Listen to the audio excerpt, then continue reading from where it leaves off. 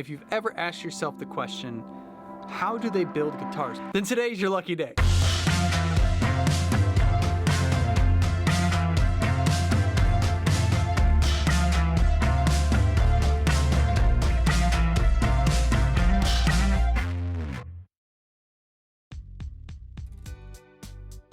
So if you've been following along with the channel over the last couple years, we started with very simple, minimal home studio setups that we all can relate to, and along that way I found some totally ridiculous epic home studio setups that we did tours of, and also got to visit some very epic commercial studios, which I love all of them. But today we're going to do something a little bit different, and if you've ever asked yourself the question, how do they build guitars? Specifically, how does Fender build those beautiful guitars that they make? Like this one, this American Strat Pro, 3 single coils, push pull tap here. Then today's your lucky day because I got the invite to go take a tour of Fender's custom shop in Corona, California, just this last trip when I was out there. Of course, I could not turn that down. So I'm very, very excited to have this video for you to watch. So let me know if you have any questions or what your favorite part of the tour is. There's a bunch of great history, little quirks on how they build stuff, old machines and stuff like that. It's very, very cool. If you guys like the video, please hit the like button, subscribe to the channel, turn the notification bell on, all those YouTuber things.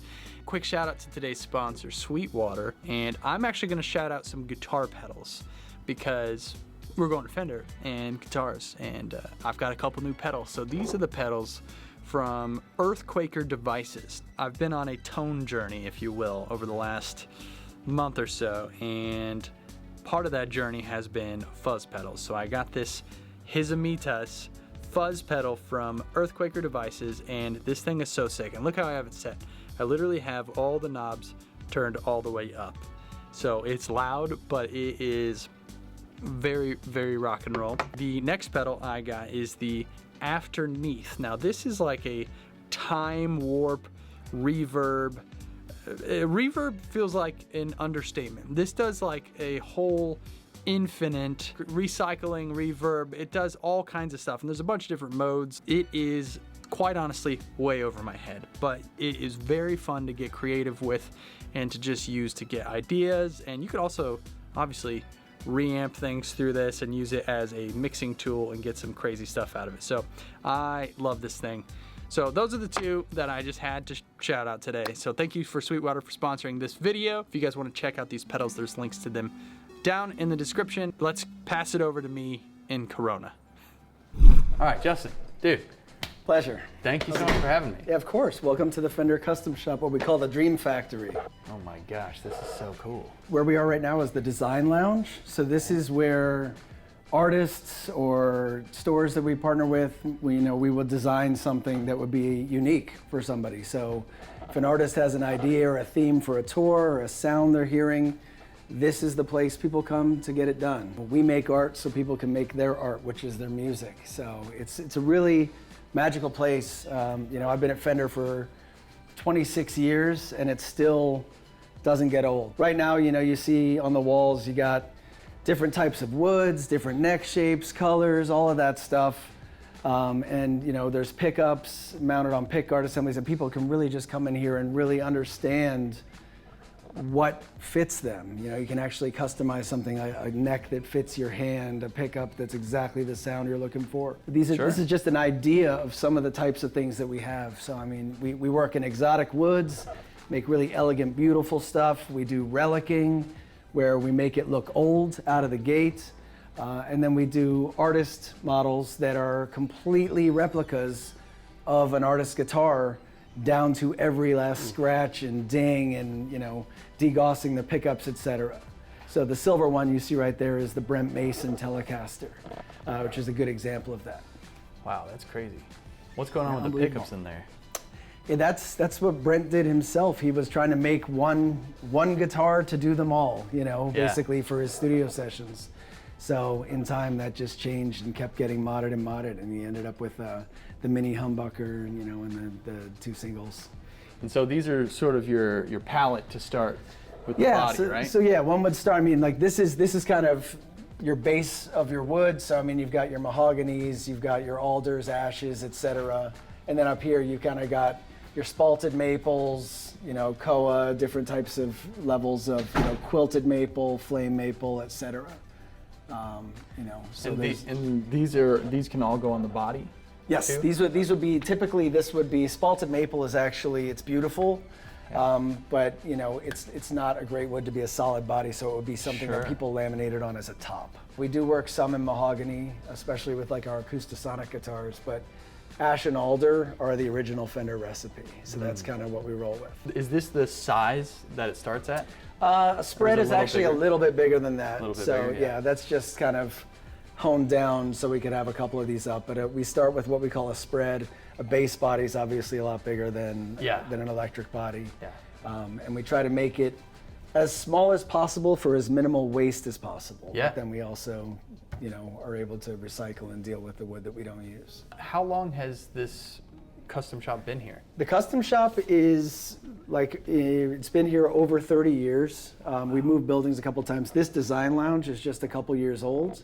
You know, but you know, we've had the idea of, you know, that you could make whatever. It kind of speaks back to the original Leo Fender, when artists would, you know, come to him and say, I have an idea, or, you know, I mean, the Stratocaster came out of Bill Carson saying, I don't like the way this telly sticks into my ribs and it hurts my arm, you know, so like, and I'd like an extra pickup on there if you could do that. So I mean, that's kind of what this area is, and we've had, you know, we have master builders and we have a small line in the custom shop, so there's kind of levels to it. And master builders are just artisans at the pinnacle of the craft, and they all have their own vibe and personality that people gravitate towards. And we've done some amazing guitars. You'll see some really cool stuff out there.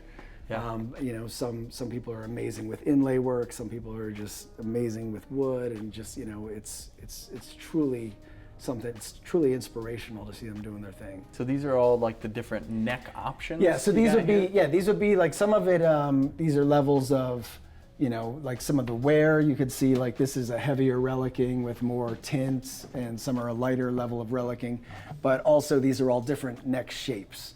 So you'd have like a V-shaped neck, a modern C, you know, a wider, fatter C, U-shaped necks, etc. And each era has its thing. 50s tellies are U shapes, 60s strats are C shapes, etc. So 50s strats are V shapes, and everybody kind of finds what they like. What is this one? Let me see. It's quarter sawn, which is nice. I'd call that that's like a C.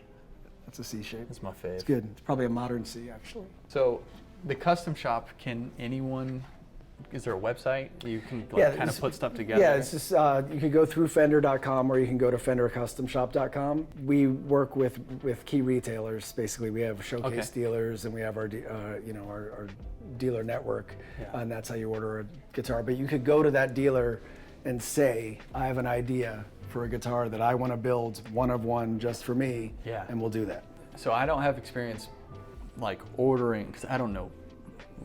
I know almost nothing about guitar, except for how to just make other people angry when I hold it. But I've ordered a custom drum set before, and it was when I shouldn't have, because I was like, I want it to be this way, and the guy was like, I think maybe if you did it this way, it might actually get you there. And I was like, no, I want it to be deep, so I want it to be 25 inches long. And that was a terrible move. If someone were to order, do you guys, is there like someone who gives that good advice? Like, hey, absolutely. Maybe that's the wrong. It's a combination of, you know, the dealers that we work with have been doing it forever, and they are, they totally know how to get it through, what works, what doesn't, as well as our builders. You know, when we're going through the specs and everything, we'll go back and verify a couple things. If things look a little different, and just someone might be like, no, that's exactly what I want. It's like, okay, you know, and we'll do that, and we'll talk through what that means or whatever. But yeah, there's definitely, before we really start cutting and some guidance, get it underway, and just make sure, you know, it's like what the person wants, and then, you know, the builder's knowledge, and putting all that together to be like, you know, this is what's possible, or this might work better. There's what you can dream of, but then there's maybe what you don't know. Yes. And what you don't know that you don't know. Mostly that, yeah. So, yeah. Tell me about this little section here, because this is very interesting. Yeah, so this is just an area where we have a bunch of different, these are all custom shop pickups that we have, and you can just we just have a guitar that we can quick change them on. So you can see here, if someone was in here and wanted to try different guitars, we've just hacked the bottom out, and it just got a quick connect on it. Dude, that is so cool. So, you know. And so these just like latch it in and hold it in place? Yep. Man, that is so rad. It's so low tech, it's so like utilitarian, but it completely works. And it works in a way where it's not, you know, if you're normally gonna change a set of pickups, it's like, okay, I'll be back in 45 minutes. Remember what that one sounded like? Yeah, and here comes the next one. So this one is literally, well, I don't know if, like, you know, you can start switching back and forth between two really, really quickly and stuff. So it's pretty amazing. We also are making the old, you know, oil and paper capacitors. We're, you know, just like the old style, et cetera. So we don't leave any stone unturned in terms of making it correctly and properly. Vintage gray bobbins there from like late 60s. All of these little things are things that matter, that make a difference. And all the different eras of Fender, you know, were completely different. It was, Strats were ash in 54, they were alder in 57. The neck shape went from a U to a V, the pickups changed, the bobbins changed, the magnets changed from Alnico 3 to Alnico 5 or whatever. So the recipe is so different. I'm gonna leave here maybe knowing like one or two things. I'm pumped. Know a thing or two about a thing or two. Yeah, man. All right. Come on back. So what is this area? This is the master builder area of the custom shop. This is where all the master builders work. Like you can see here, this is Yuri Shishkov's work area. It's actually not in there right now, but if you know, it's pretty amazing. He does a ton of handwork, ton of inlay work, all in the old style. He doesn't use CNCs or anything. It's all chisels and awls and all of that stuff. But he's actually making, this is a violin master. Whoa. And this is made like a violin. It'll be polished like a violin and burnished. This is Stradivari Spruce. So in the Dolomites, the forest where Antonio Stradivari used to get his wood for his violins came from this forest. You can't take anything out of that forest except for there was a storm that knocked a ton of trees down. And so they allowed us to get those. So this is made out of that magic wood, and we made just like a set number of these guitars. So is each one of these master builder offices like kind of their domain, their home domain? It's their workbench, it's their everything. So, and everybody's, so like this is Todd Krause's. I think we've caught a lot of people at lunch, by the way. But Todd Krause did David Gilmour, his black guitar. This is Brownie, the Clapton. So Gilmour, Brownie. You can see he's working on some black paisley stuff. It's pretty amazing. So you can see these are all things in process. You can see they all have like the paperwork and the tags that keeps the specs on everything as it's going through. Wow. You know, as things come apart and come together. So this is Ron Thorne's area. He's a master of inlays and all kinds of other stuff, but you can just see some of the work he's been able to do up here. Wow. Pretty amazing. That is from the Game of Thrones guitars we did. If you see that, that's one of the one of the houses. Oh yeah. Stark, Targaryen, et cetera, et cetera. And you can see he did this collaboration with Barrett Jackson on that Mustang and matched a car to it. This is Scott Buell. Hey, Scott does. How are you, Scott? Scott does amazing things. Basically, he can make anything out of anything. Wow. And I mean, you can see what he's working on. Like right here is pretty crazy. An acrylic. Oh my gosh! Look at that. Smoked acrylic. It's pretty insane. Charlie Jones and Goldfrapp. That's awesome. Wow. And it's not easy to machine those bodies. So it's a lot of work. When we were talking about Game of Thrones, we actually shot that at East West. Did you ever see the guitar thing where it was like Scotty Ian and Nuno Bettencourt and Tom Morello? No. They did the Game of Thrones song, theme song in a metal style in Studio 3. Oh, in 3. In Wow. 3. So pretty interesting. But this is one of them, and these are all done by hand. All of the scales, the leather work, the inlay work. This one is insane. One of my favorites. Look at that. Oof. With the silver. Dude, that is awesome. Are these like on the way out, like sort of the in process? Some of them are like we hang on to a prototype for a while, etc. Yeah. And some of them are in process and on the way. So we still I feel like compete. I've seen that one before. This one has been seen before. This is what we were talking about. This is the Jimmy Page Dragon. Okay. So in the 60s, when Jimmy entered the Yardbirds and stuff, he got this guitar from Jeff Beck and he painted it with a dragon on it and put this kind of illuminative material underneath the pickguard. He made his own pickguard. Whoa. So this is his old 58 white Telly that he stripped down and painted. So the thing that's amazing about these is that when they were built, we built just a few. You can see the brush strokes. It's hand painted. Yeah. And Jimmy himself did a portion of the hand painting of every single one. Right, yeah. And instead of being a decal, he actually signed it. Oh, that's So it's pretty insane. Yeah. And this guitar was built by Paul Waller, who's right there. All right. One Nice of our job, master Paul. builders. That is awesome. So Paul's got, That particular guitar was actually painted at Jimmy's house. And then he sent it Really? to me. That was the prototype that he gave me to reference all the colors and how it should Wow. yeah, because it took, I mean, like dialing in the orange, the green, the red, and making bet, everything yeah. like be perfect. So this is patient zero, I guess you'd call it. If you look close, you can see the pencil line where he hired an artist to help him kind of recreate Sketch it out. Yeah. sketch from Yeah. pictures because the artwork didn't exist anymore. Wow. Yeah. Yeah, so he's got, if you go in there a little bit, I mean, in terms of being able to build whatever, Oh my that's gosh. built out of yes. Legos. And then Scotty next door, you just met Scotty. He made the bridge so we could snap parts onto it. Get in there. Oh, my kid is gonna lose it. So you guys have like a Lego set, a Fender amp and Lego set? We did that like a year ago, but he built this guitar before that happened. So it was just the idea, because The whole neck. oh my God, that's crazy. And there are other videos out, like there was a guitar that was built out of cardboard that the guys in Lincoln Park played, etc. Paul built that guitar as well. Oh my Those guys god. want to So you built a guitar out of agave. What? Yeah, you've done all kinds of interesting stuff. He's a weird guy. Yeah. Feel like. Wow, look at that. That feels amazing. Holy cow. Also feels like I could eat it. French toast or something. That's so cool. Yeah, my kid just did that, the Lego one, and Yeah. built it. I think he did it in 2 days, but he's 5, and we couldn't get him away from it. It was Just, like, I gotta have complete get it, I gotta this finish guitar it. done. You know? The coolest part. Yeah, because you actually put the circuitry and stuff in there. Yeah. Was ist das, dude? What is this? Oh, so that's Dimitri. He orders like a guitar every other Yeah. year. This is his Plumber Telly. Yeah. So it has a Sustainiac in it.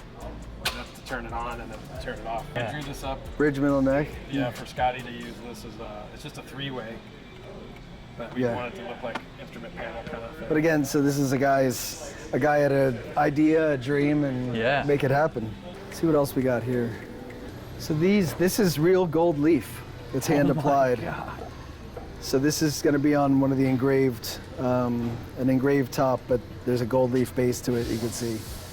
And each sheet, they're so thin, they have to just be like laid on like perfectly. Wow. So how many of the master builders do you guys have going here? There's like it varies, but there's like around a dozen. Wow. So and each kind of has their kind of passion and their what they kind of hone in on, and a lot of dealers and fans like kind of hone in on one builder that's kind of got the vibe that they dig. What each of them do is Specialized. really specialized and different and has its own personality. So it's pretty insane. You can see, I mean, just at a level, like, we press frets in by hand with the arbor press. I mean, it is, do it the old way. And block sanding, yeah. Man, that's so cool. Here's another, this is just something in process.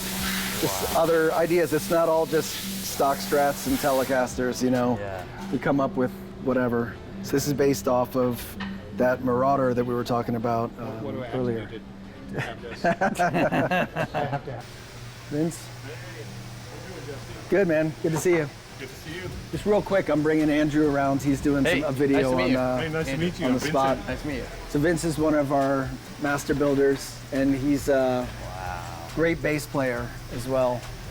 So cool. And just some really cool stuff that he's been working on. I've been putting a lot of time into Mike McCready guitars. Yeah. And, I got a few more months. So it's a 60 Strat, right? 1960. 1960 Stratocaster. Mike McCready from Pearl Jam. We did a 60-piece run on it.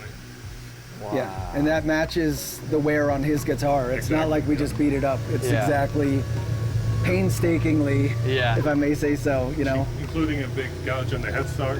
Yeah. He rammed it Which is into a painful. We have to speaker sit there and cabinet. chisel the headstock off, you know. Yeah. Dang. Is it mostly woodwork that they're doing in the master builders, or is it kind of all encompassing? It's all of it. A master builder, so when a master builder builds a guitar, Yeah.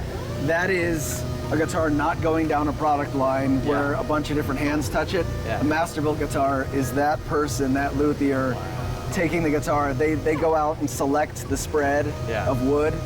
They will select the neck, and they will pull the whole thing together. Yeah. And so that is a stem to stern, like start to finish build by a person, you know, and then there's guitars that are built by a team also that we do here. They kind of go through the sanding experts, the finish experts to the setup experts. And so the master builders, they do both guitars and basses Yes. depending on the builder? Yep. That's cool.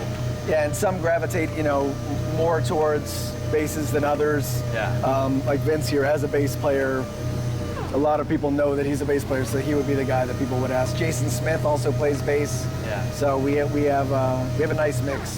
Is there like a product line, more assembly Yes. situation I'll take here? you out. Yeah, I'll take you out to that Cool. too. So last one of these to check. So this is more a story of kind of music history and stuff. It would be like there's a club in Toronto that's famous called the El Macambo. Okay. Tons of Stevie Ray Vaughan did a live video there.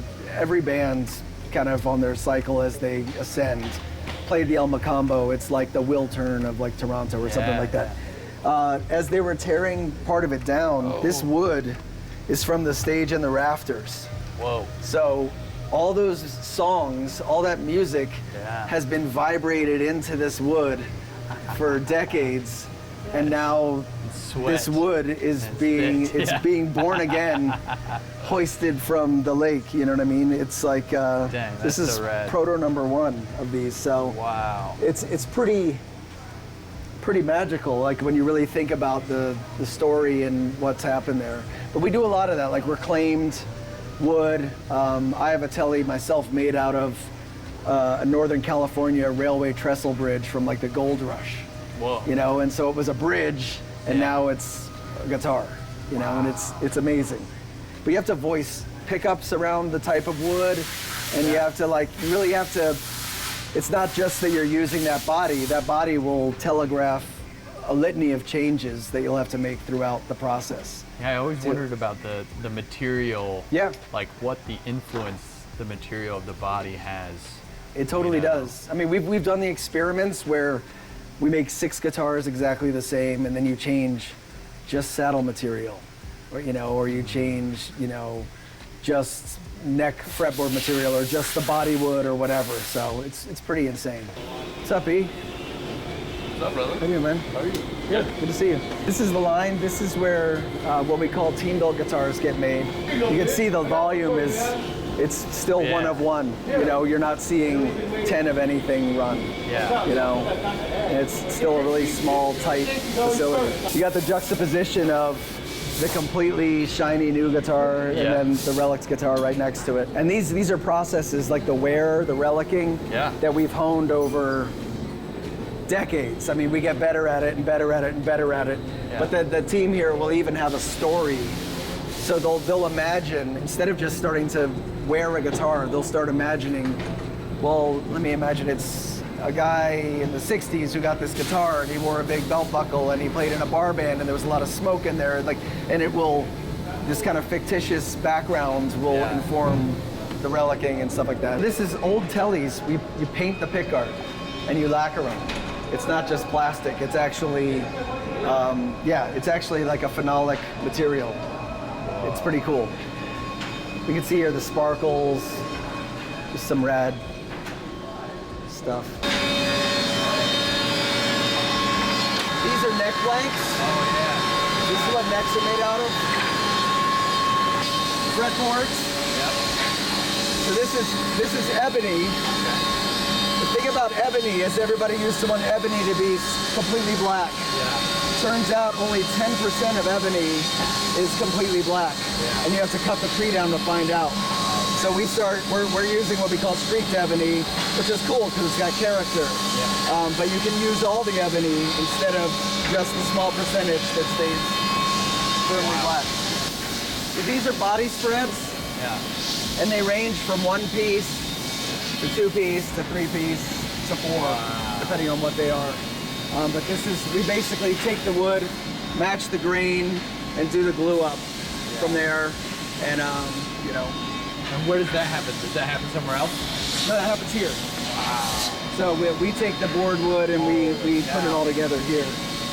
Then there's one other thing to see here, then we'll go out.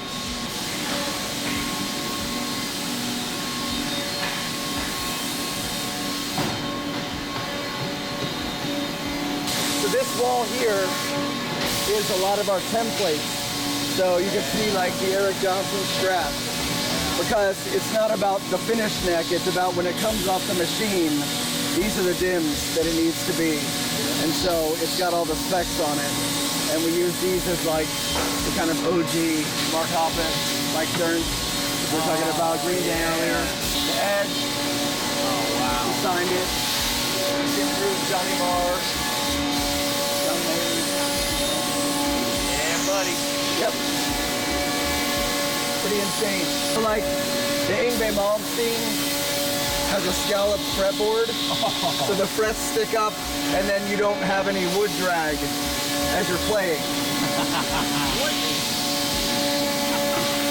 That's insane. See here? Oh yeah, look at the dot inlays, they go in one at a time by hand.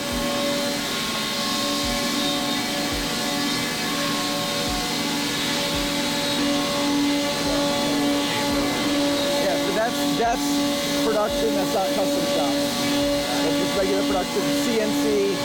So you have like microscopic tolerances, like everything's got the same, and then you still hand shape it with the sander. So this is fretboard radius. So the radius is the curvature on a fretboard, and vintage is like 7 1/4.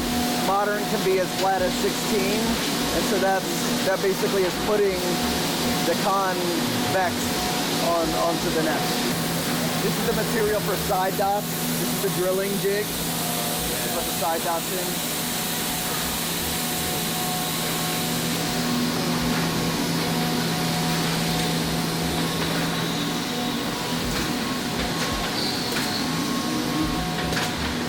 The fret wire comes to us on spools. Whoa. You know, you gotta cut it like it's doing right now.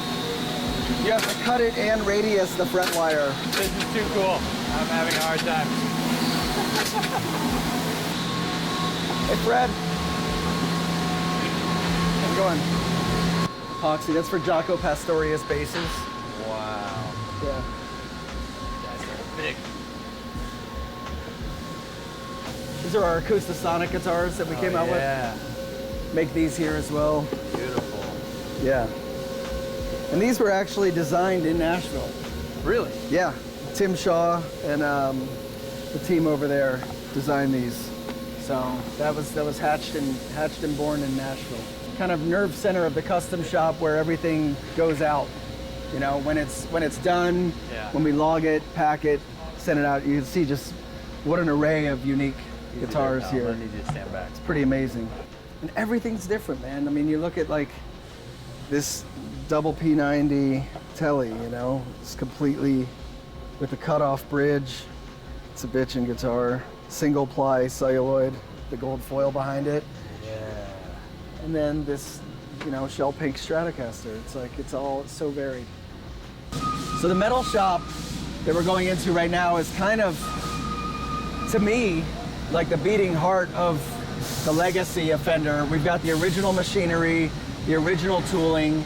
So if you get a Tele bridge plate today, or you get the Strat Jack Ferrule today on your guitar, it's stamped off the same tool that it was way back then. So when Jimi Hendrix got his Woodstock guitar and took that out onto the stage, your parts are being stamped out on the same tooling, on the same machines. It's pretty badass. So you can see here, bridge assemblies, we assemble every single bridge assembly. You know, we don't buy a bridge assembly, we make the bridge block, we make the saddles, we put it all together.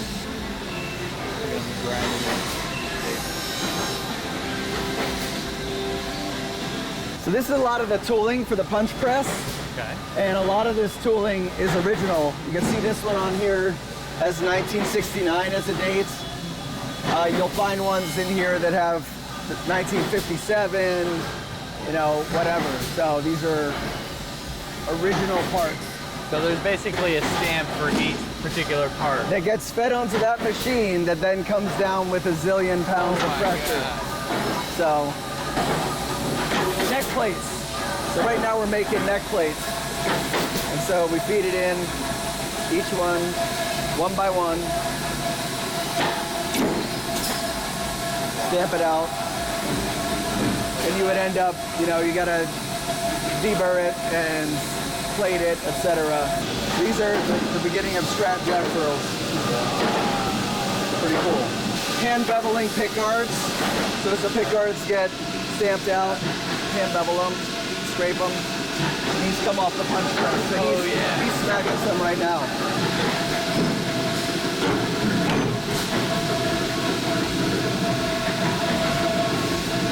So these are like metal Pickards? No, these are, actually these are, yeah. Wow. Usually there's just some shielding tape on these, but these are white metal Pickards.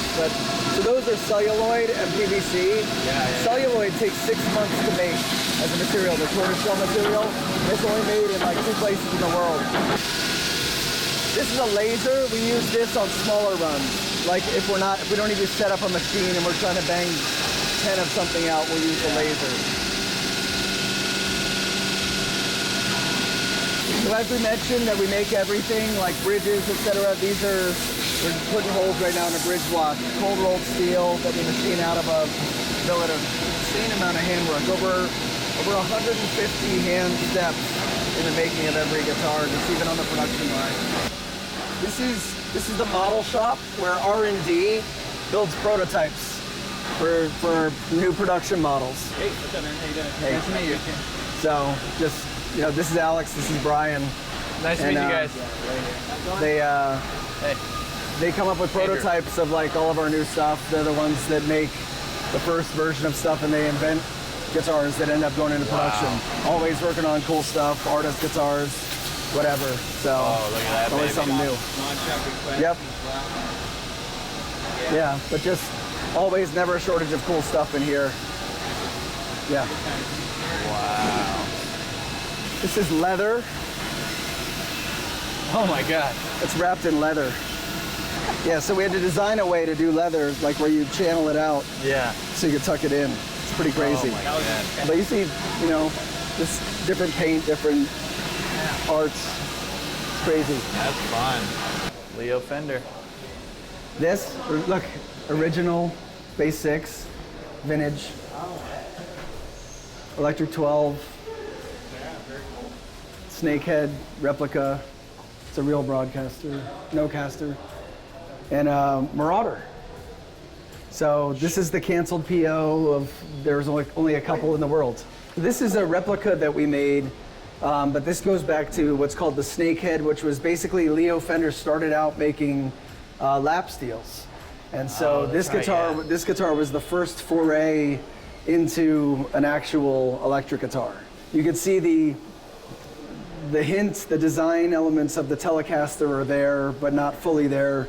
Control plates, you know, the dots, the headstock, etc. So it was on its way. There were probably 2 or 3 versions of this. Yeah. One ends up with the control plate switched, more like a 51P bass, and then eventually by 1950-51 it dials in. A dummy question for me. When you put the cover thing on, like you have on the bass, yes. does that affect the sound? It actually does. Yeah. So the idea was he was trying to kind of make it pretty and get like some of the hardware out of the way and stuff. Yeah. But you actually, because there's a magnet in there, you're creating a field that things start to move around in. So it does actually create a different resonance. The bass, you know, again, you know, some people like them, some people don't like them. A lot of people took the covers off, etc. Yeah. But it definitely, it's ergonomic, but also sonic. What a cool gig. So many fun things. Feel like you're not working, you know? Yeah, no, I mean, It's pretty it's a amazing. luxury. So yeah, I mean, forever, since being a musician all my life, this has always been a thing. I mean, I remember my dad having Fender picks and seeing the Fender logo when I was like, had to have been like 7 or 8 years old. Yeah. So I mean, it's something that like imprinted upon me. So the idea that, you know, that I do this every day and work here is pretty insane. We kind of touched on it earlier. When did you start working here? I started working at Fender in 1995. 1995. So yeah, it's been So I was 26, 4 years 27, yeah. So yeah, and I was shortly after college, so had my bands, etc. And this was my day job, but I fell in love with this and designing guitars. I did that for many years, etc. It's been amazing. Thank you for letting me Yeah, come of course, and do this. man. This was Anytime, so anytime. Super duper fun. Awesome. Let us know what you guys think down in the comments. We'll see you in the next one.